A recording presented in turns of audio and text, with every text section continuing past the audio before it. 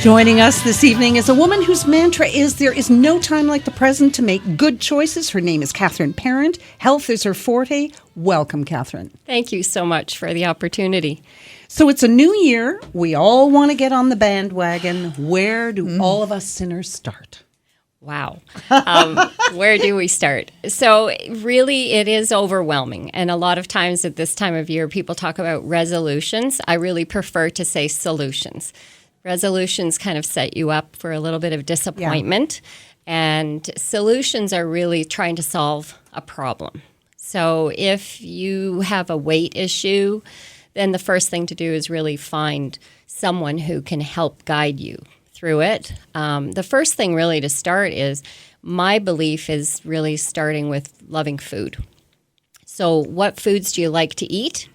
And what are your cravings? And then kind of go from there. So if you're feeling hungry all the time, then the idea would be, okay, eat 3 square meals a day and incorporate some snacks. And for sure, don't skip breakfast, because that's one of the key things. A lot of people say, well, I'm going to start right away and I'm going to starve myself. But everything, there's so much different advice out there. I mean, there's the intermittent fasting where you eat everything within 8 hours and then you don't eat. Some people are now saying that breakfast is not the most important meal of the day. Some people just don't, their metabolism works differently. So how do you ferret through all the different advice? Well, the key thing for what I teach my clients is really to get in tune with their body. So own what it is. You know, everyone's biochemically different. So if you're the type of person who can't eat past 7 o'clock at night, by all means, make sure you're eating by 7 a.m. in the morning. You know, that kind of thing. You don't want to be going long periods of time without eating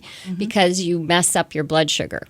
And that's a key thing. Blood sugar regulation really is at the base of everything that is important for health. And like I said, breaking the fast, yes, there's people who say, well, I do much better without breakfast.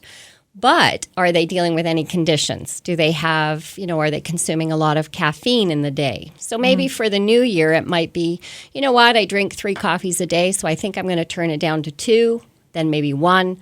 And then I might try some green tea. So just trying to find solutions to the problem rather than saying I'm just going to cut out. Now, Catherine, you must run into a lot of people who count calories. Correct. And they think that's the answer. And in fact, the government just came out with something where food chains of a certain size have to publish calories. And I'm hearing lots of mixed reviews about this saying, well, calories don't really say anything. Right. So calories are confusing to a lot of people. People do end up counting them. And what happens is when you don't understand, again, what is physiologically happening with your body, you could say, okay, across the board, my friend lost this much weight and she was on 1,200 calories. So that's what I'm going to do. We're not taking into account your age, your weight, your height, your activity level. So that's one area. The other area is I could say to you, today I know you crave chocolate. So I could say, here's a plate of some chocolate. It's 500 calories. And here's a plate, 500 calories, but it's got a really nice salad. And you'll sit back and think, well, I really crave chocolate right now, and it's only 500 calories, so I think I'll eat that. Yeah, that'd be me. Okay. And, I love sugar. So that's why I do what I do from my own personal story. But really, it's the quality of the calories. Exactly. It's the nutrition. You're exactly right. Yeah. Exactly. So is it nutrient dense or is it nutrient void? And that's what we really want to look at. Now, I'm happy that the restaurants are going to this step, because maybe people will even take it further and look, what's the sodium? Is there fiber in that? Or protein. Or protein. Or what's any vitamins sugar? At all. Right. And what's the sugar? Because I could say to you, here's 250 calories, but of that, you have 11 teaspoons of sugar in it. Now, Catherine, we don't have a lot of time, but for people who are starting out, it's overwhelming to go from whatever they're doing to this perfect plan. Right. So where do you recommend people start? Okay. And then add on maybe? So good question. The key thing, I believe, is incorporating proteins, carbohydrates, and fats at every meal. And don't skip a meal.